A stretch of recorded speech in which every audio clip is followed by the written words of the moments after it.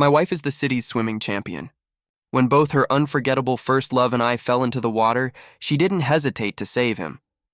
After she pulled him ashore, he looked at me provocatively and said, "Sorry, Zoe is too tired to save you. You'll have to figure out how to get out on your own." I struggled in the water, and my wife Zoe looked at me with disdain. "You must have pushed Anthony, otherwise how could he have fallen into the water?" I ran out of strength and started to sink. Zoe, however, panicked. "Help! Help!" Anthony and I called for help loudly, but my wife didn't even look at me. She jumped into the water and swam straight toward Anthony as if she hadn't seen me at all. "Anthony, are you okay?" I watched Zoe's back, wanting to call for help, but the river water rushed into my mouth and nose, filling them instantly. The cold river water submerged me, and I watched in despair as Zoe saved Anthony and brought him to the shore. Anthony looked at me with a challenging gaze. "Sorry, Zoe is too tired to save you. You'll have to figure out how to get out on your own." I wanted to say something, but could only look in despair, unable to utter a word. Gradually I sank, until a swimmer saw me and brought me to shore. I coughed up water like a dying fish. Meanwhile, Zoe was busy drying Anthony's head with a towel, not even looking at me. It was only after she finished that she looked down at me with disdain. "You must have pushed Anthony, otherwise how could he have fallen into the water?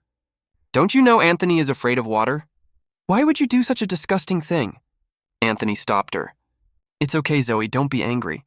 I think William didn't do it on purpose. It's just that I was too close to you and he felt uncomfortable. It's always like this, just a few words to seal my fate. No matter what happens, Zoe always unconditionally believes Anthony's slander and provocation against me, just because he is her unforgettable first love from high school. William, you're disgusting. You should have drowned just now. You're uncomfortable, so you want to kill someone? If I hadn't been here today, the consequences would have been unthinkable. Struggling underwater had drained all my energy. I couldn't even move my mouth to argue with her. The onlookers pointed at us as if watching a hilarious joke. I should have, as usual, defended myself the moment Anthony slandered me. If Zoe didn't believe me, I would bow my head, admit my fault, and apologize to both of them, taking the blame. But just now, in the throes of a desperate struggle, I suddenly figured it out. Apart from life and death, nothing else matters. Having already stepped one foot into the gates of hell, why should I care whether she divorces me or quarrels with me? You two really are a perfect match. One dares to say it and the other dares to believe it. I struggled to sit up and looked at them. Zoe's face turned black immediately. "William, what do you mean? At this point, you still doubt our relationship? I've already told you we're just friends. Can't you stop making trouble? Think about it yourself." With that, Zoe took Anthony and turned back to the hotel, leaving me alone by the river. In 3 years of marriage, I've often heard this sentence. Whenever I didn't go along with her wishes or couldn't stand her and Anthony, she would leave me with these words, and I would always go to her to apologize, as if I were in the wrong. Looking at it now, I realize I was the one who wasn't thinking clearly. A wife who can disregard my life isn't worth cherishing. Because I was soaked in the cold river water for too long, I developed a high fever the next day and stayed in the hotel for an entire day. But my fever was too severe, and since I was unfamiliar with this city and only here with Zoe and Anthony, there was no one to take care of me. After some thought, I struggled to call Zoe. The moment the call connected, loud DJ music blasted through my ears. It was obvious Zoe and Anthony were at a club, and when she saw my call, Zoe's annoyed voice came through. "William, why are you calling? Don't you know we have our own things to do?" I held back my temper and spoke kindly. "Zoe, I'm sick. Could you please buy me some fever medicine and bring it to me?" Before I could finish, the call was abruptly cut off. I was stunned, unwilling to believe Zoe had hung up on me intentionally, so I called again. This time her voice was even more impatient. "William, can you stop bothering me? Do you think pretending to be sick will fool me? Isn't it just because you don't want me to have fun with Anthony? Let me tell you, William, stop making a fuss. We came here for work and we're just relaxing a bit now. Don't make trouble." A torrent of words flooded my brain, making my fevered mind even more muddled. It took me a moment to process what she meant. Zoe thought I was pretending to be sick. I collapsed back onto the bed, my consciousness growing even hazier. Just then the phone rang again. I still held out hope that it was Zoe having a change of heart. But it was a college friend. "William, I saw your social media. You're in the city too, right? Want to grab dinner?" It took me a moment to recognize Jessica's voice. She was my best friend during college, but after graduation we gradually lost touch. With a hoarse voice, I replied, "Jessica, could you buy me some fever medicine? I'll send you the address." In less than half an hour, Jessica arrived at my room. I got up from the bed to open the door. Jessica walked in and asked, "I thought your wife was here too. Why isn't she taking care of you?" I smiled bitterly. "She's out partying." We came to this city for a project Zoe was working on. That's her job, and I didn't mind, but Anthony decided to come too, saying he wanted to sightsee. I couldn't let him come alone with my wife, so I tagged along. But Zoe hadn't been kind to me the entire trip. Not only did we not share a room, but she also kept ordering me around. Jessica was speechless for a moment. After giving me the medicine, she went down to the supermarket to buy fever patches. Unfortunately, on her way back, she ran into Zoe and Anthony. For convenience, I had given Jessica my room card, but Zoe, upon seeing her, assumed she was a mistress. With a look of having caught someone in the act, she kicked open the door and started arguing with Jessica. "I've told you many times I'm William's college friend. Believe it or not. What's a college friend doing in William's room in the middle of the night? You're just a shameless mistress." Jessica, always straightforward, prepared to confront her. "Jessica, wait a moment." I stood at the door, holding onto the wall, my body swaying. "Zoe, I told you I was sick. If you wouldn't buy me medicine, I had to ask my friend. What madness is this now?" I knew I must look very weak, so Zoe didn't doubt that I was truly sick. Her aggressive demeanor immediately softened. "Why didn't you explain earlier? If you had made it clear, I would have come back sooner." Jessica rolled her eyes, crossing her arms and looking at Zoe. "Lady, weren't you busy partying with your lover? Even if he told you, would you have believed him?" Zoe glared at her. "Who are you calling a lover? William, I told you that Anthony and I are here for work. Are you going to spread rumors now?" I was so feverish that I could barely stand. Jessica noticed and quickly applied a fever patch to my forehead. Only then did I regain a bit of clarity. "Rumors? Zoe, be honest, did I say anything untrue? I just said you were out clubbing with another man and didn't want to buy me medicine. Which part was a lie?" Zoe was at a loss for words, giving Jessica a death glare. "Why are you discussing our business with outsiders?" "This outsider just saved my life. And you, since you came back, have you shown any concern for my illness? All you do is argue." Zoe fell silent, but Anthony, who had been listening, stepped in. "Who said Zoe doesn't care about you? We came back within half an hour after your call, didn't we?" Jessica glanced at the bags in their hands. "I've been to that club. It closes at 2 a.m. If it hadn't, you would have stayed all night, right?" Zoe and Anthony both fell silent. I looked at Jessica. "Thank you so much today. It's late, and it's not safe for you to go back alone. I'll pay for a room here at the hotel for you, and you can leave tomorrow." Jessica shook her head. "No need, my brother is coming to pick me up. William, take care of yourself, and don't let some shameless people take advantage of you." She glanced pointedly in Zoe's direction. Zoe immediately got angry. "Who are you calling shameless? Whoever gets angry is who I'm calling shameless. Do you dare?" Seeing that they were about to argue again, and with many neighbors opening their doors to watch, I shouted, "Enough! Zoe, aren't you embarrassed?" With that, I slammed the door, cutting off all sound. I was sick for 3 days, during which Zoe and Anthony went out alone every day to work, but I no longer cared.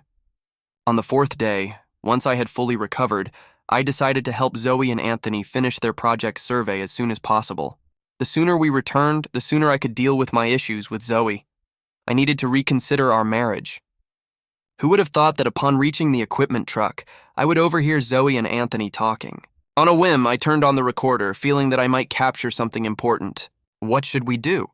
"This equipment is broken." That was Zoe's voice. "This equipment costs over $1 million. None of us can afford to replace it." There was a moment of silence, and then Anthony spoke. "I remember William's family has money, right?" "Yes, his parents run a business." "What do you mean?" "Let's blame it on him. No one will know." When they came out and saw me sitting on their temporary camping chair, they were all taken aback. "William, when did you get here?" I curled my lips into a sneer and replied, "Just now. Where did you guys go?" "I didn't see you." Zoe's face showed a bit of discomfort, but Anthony remained calm. "Didn't you hear us talking earlier?" "No," I shook my head. Sure enough, both Zoe and Anthony breathed a sigh of relief. Then Anthony gave Zoe a significant look right in front of me. But I saw it all and watched them pretend with amusement. Zoe walked over to me and asked gently if I was feeling better. I inwardly laughed at their foolishness, unable even to disguise their actions, but I still nodded. Much better. Then she went on to ask about my well-being for a while before finally getting to the point. Honey, Anthony and I have been working all morning. How about you help us with one of the machines so we can take a break? I readily agreed. Sure, where's the machine? Zoe's eyes lit up and she pointed to a black van not far away. It's in the back seat, the blue equipment. I walked over, catching a glimpse of Zoe and Anthony high-fiving out of the corner of my eye. I pretended not to see and opened the car door, looking around for a while. Honey, I can't find the equipment. Isn't it right on that seat? I pretended to search some more. Still can't see it. Where exactly is it? Zoe's tone grew impatient. Isn't it right there? How can you not see it? I quickly nodded. Oh, here it is. But honey, I can't move it alone. Can you ask Anthony to help me? She blurted out, Why are you so useless? Anthony can move it by himself. Realizing what she was saying, she quickly corrected herself. Okay, I'll get him. I watched as Zoe went over and said something to Anthony, and they both glanced meaningfully in my direction.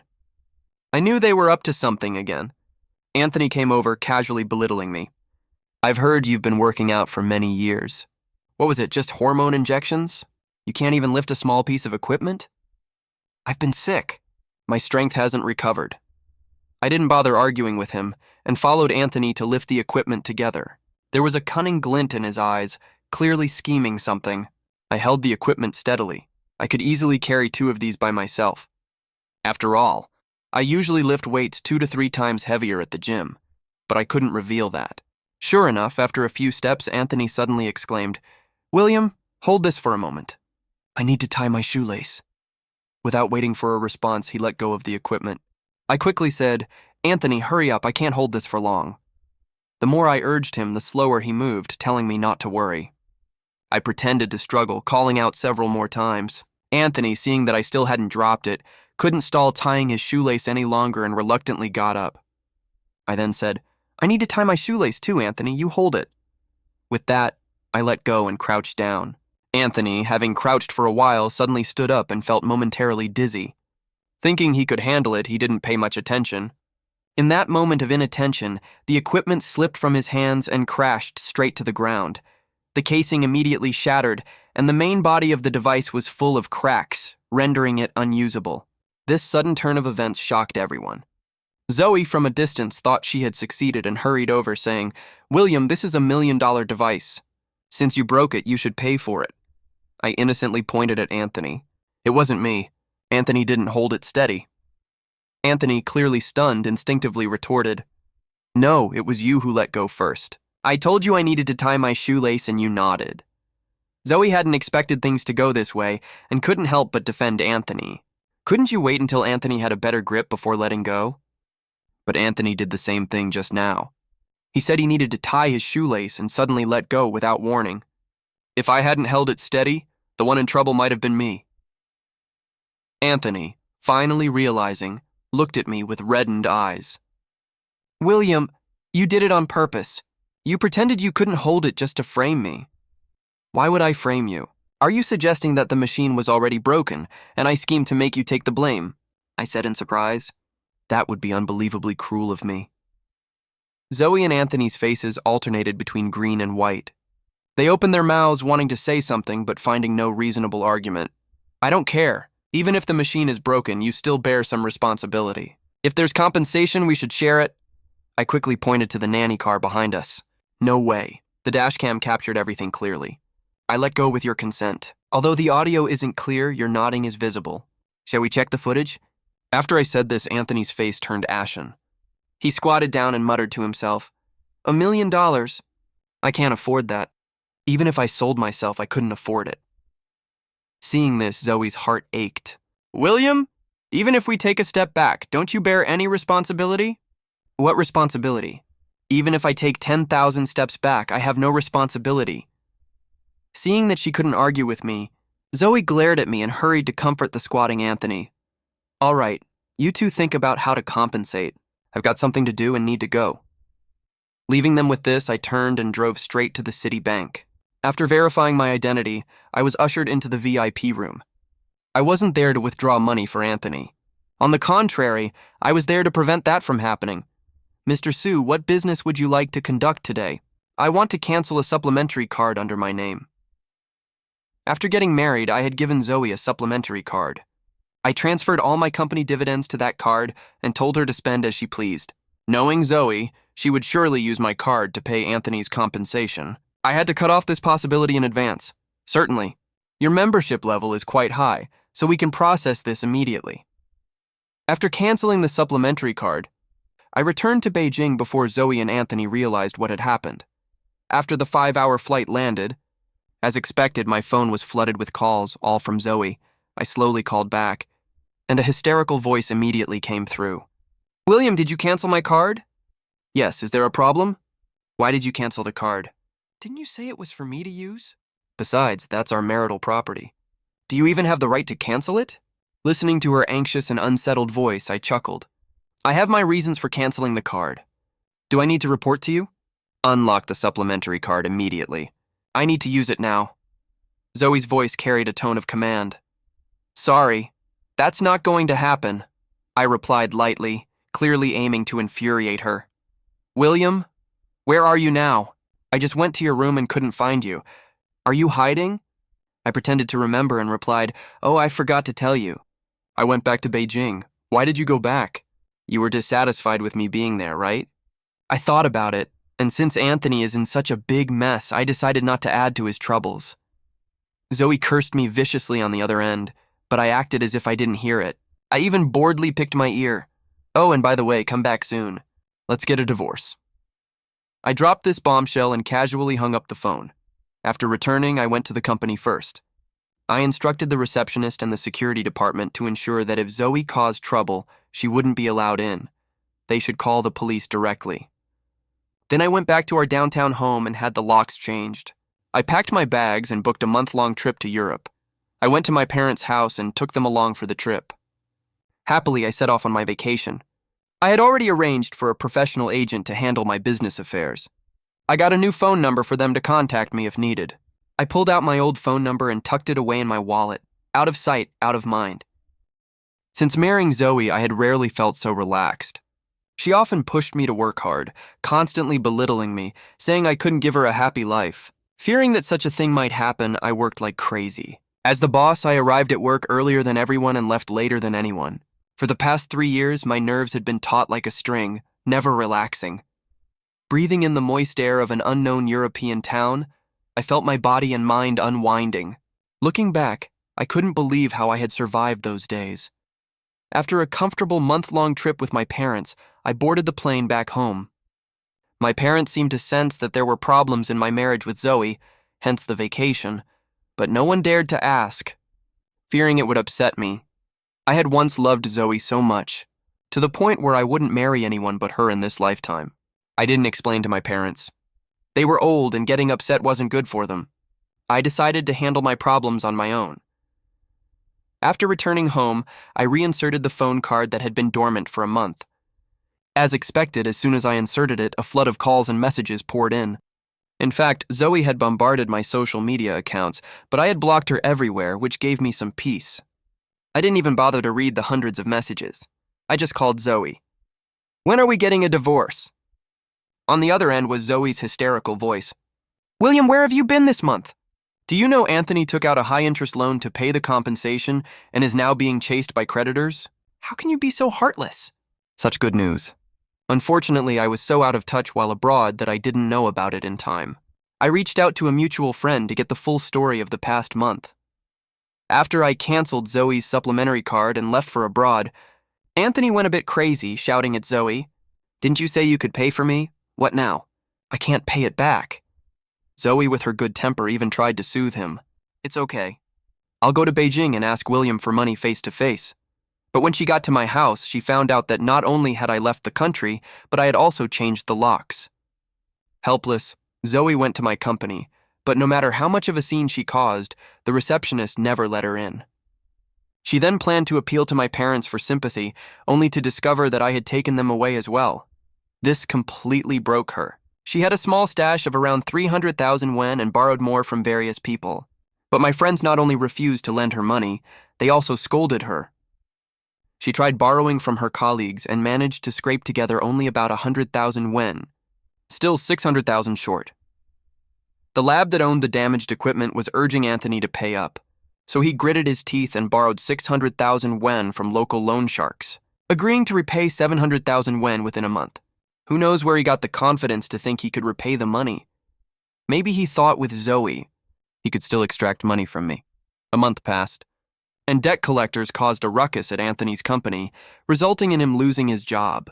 He hid elsewhere but was found and beaten by the collectors, ending up in the hospital. The loan sharks called everyone around Anthony incessantly.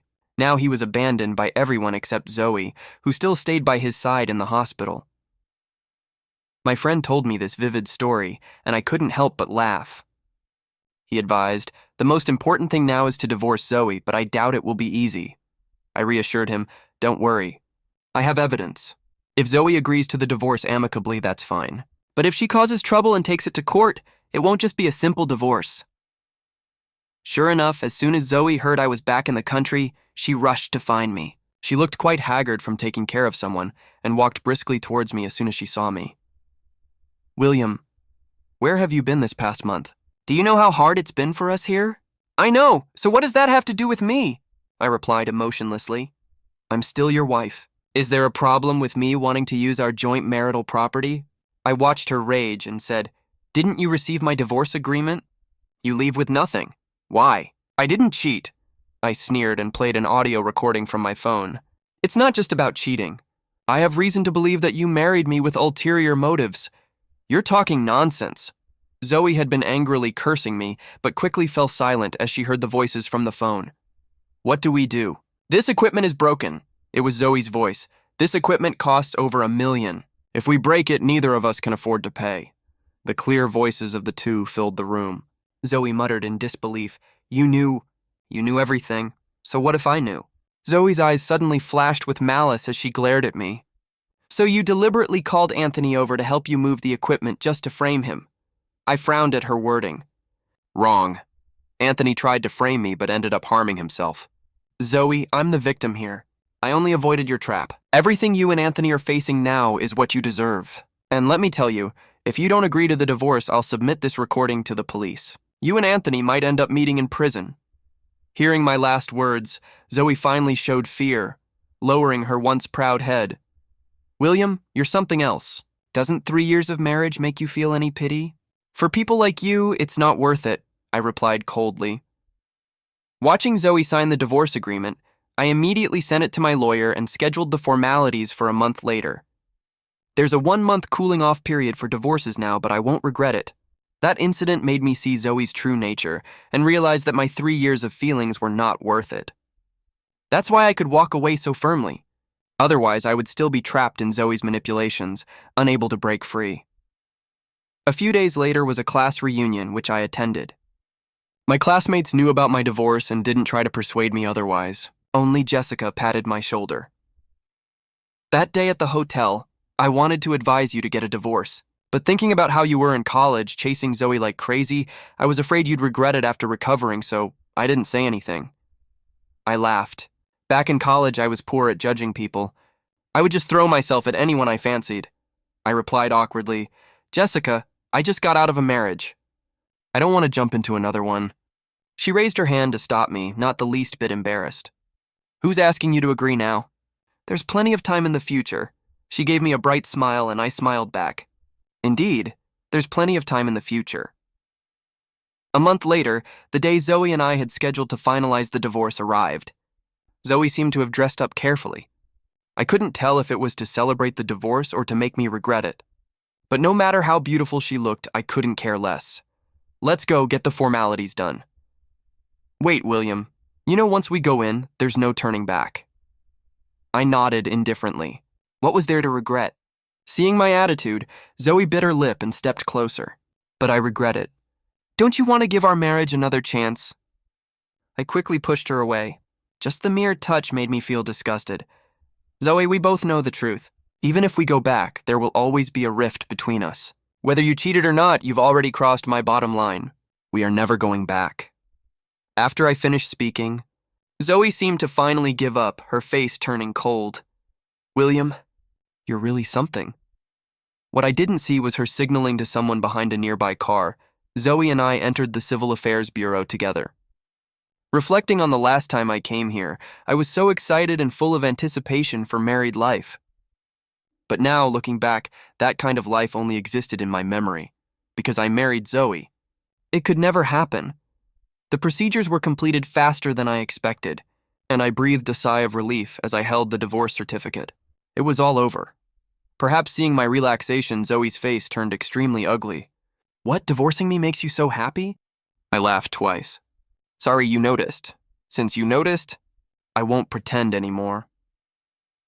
After leaving the Civil Affairs Bureau, I walked to my car, ready to open the door, but Zoe suddenly approached me. Even though we're divorced, it was a peaceful divorce. "Why not give me a ride?" I didn't even look at her. "Sorry, it's inconvenient. I have to pick someone up later." Jessica had just come to Beijing for a business trip and had arranged to have dinner with me. I was busy replying to her. Zoe glanced at my phone, her tone angry. "Chatting with a woman, huh? I can't believe you found someone else right after our divorce," trying to guilt-trip me again. I sneered and retorted, "Better than you finding someone before the divorce. You?" I was chatting with Jessica and didn't notice when Zoe disappeared. Suddenly, Anthony's voice came from behind me. "William, if it weren't for you, I wouldn't be in this situation. It's all your fault. Let's go to hell together." I didn't have time to react. Looking up, I saw Anthony rushing at me with a gleaming knife. I dodged the fatal spot, but the knife still stabbed into my chest. All the strength in my body seemed to drain away, leaving me empty. I watched as blood spurted out. There were few people on this road at this time. Anthony, realizing what he had done, turned and ran. The Civil Affairs Bureau staff came out and saw me lying in a pool of blood. They screamed and quickly called an ambulance. When I was being lifted into the ambulance, I was barely conscious, grabbing a doctor's hand and shouting, "The culprit is Anthony, and Zoe is an accomplice." I don't know if the doctor heard me, as I passed out. When I woke up, I was already in the hospital. My chest hurt terribly, and even the slightest movement felt like it was tearing. I had no choice but to move my eyes and saw Jessica sleeping beside me, holding my hand. I gently moved my fingers, and Jessica immediately woke up, pleasantly surprised. "You're awake. I'll call the doctor." Jessica brought the doctor, who gave a brief explanation of my condition. Anthony had aimed for my heart, but luckily I had dodged a bit so the stab wound wasn't fatal. However, I had lost a lot of blood and was very weak. With the wound just treated, I couldn't move for a while and had to stay in bed. But what I wanted to know wasn't this. It was whether Anthony and Zoe had been caught. After the ambulance arrived, the Civil Affairs Bureau employee called the police and followed me to the hospital. Since I was unconscious, the doctor relayed my pre-ambulance statement to the police, and with surveillance footage from the scene, Zoe and Anthony were quickly identified. Zoe was arrested that day, but Anthony was nowhere to be found. The police found evidence on Zoe's phone showing she had conspired to harm me, proving her complicity. Now the police were conducting a citywide search for Anthony. I nodded to show my understanding. I never expected Anthony would actually dare to stab me in public. It seemed he was ready to risk everything. Reflecting on it, I was relieved I had dodged the critical spot. Otherwise, if Anthony had succeeded, it would have been a terrible loss. Zoe's parents came to the hospital with fruit to plead with me. Even though I had been their son-in-law for 3 years, I still remembered how they had tried to exploit me for money. Zoe's mother sat by my bed and glanced at Jessica, who was peeling an apple. Could the nurse step out? "We have something to say. Auntie, you can speak freely. This is my girlfriend." Jessica's eyes lit up as she looked at me. I nodded at her, while Zoe's mother looked displeased. "You found a girlfriend right after divorcing Zoe? Were you seeing her before the divorce?" "Stop. I don't need to explain my fidelity to you. But Zoe conspiring to murder me isn't exactly irrelevant." Zoe's mother looked embarrassed. "I'm here to persuade you. After all, you and Zoe were married for 3 years. Can't you let this go over a minor issue?" "Minor issue?" I frowned. I was stabbed and almost died. As a parent, how would you feel if someone did this to Zoe? Zoe's mother stubbornly said, "But you didn't die, did you?" Looking at her face, which resembled Zoe's, I felt nothing but disgust.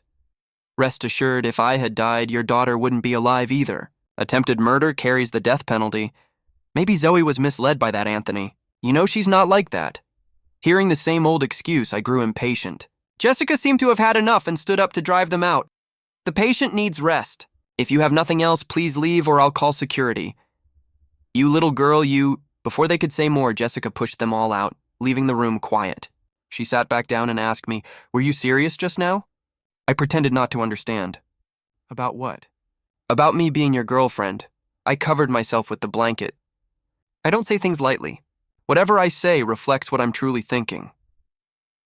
A week later, Anthony was caught on a boat trying to smuggle himself out of the country. He had planned to escape abroad but was caught during a crackdown on smuggling. In court, Anthony and Zoe pointed fingers at each other, each claiming the other was the mastermind and that they were the victim. Ultimately, the evidence showed that the idea to harm me originated with Anthony. With solid evidence, the court sentenced Anthony to life imprisonment for attempted murder. Zoe, as an accomplice, was sentenced to 10 years. Zoe's parents spent all their money and pulled every string they could to reduce her sentence, but to no avail. They all received the punishment they deserved.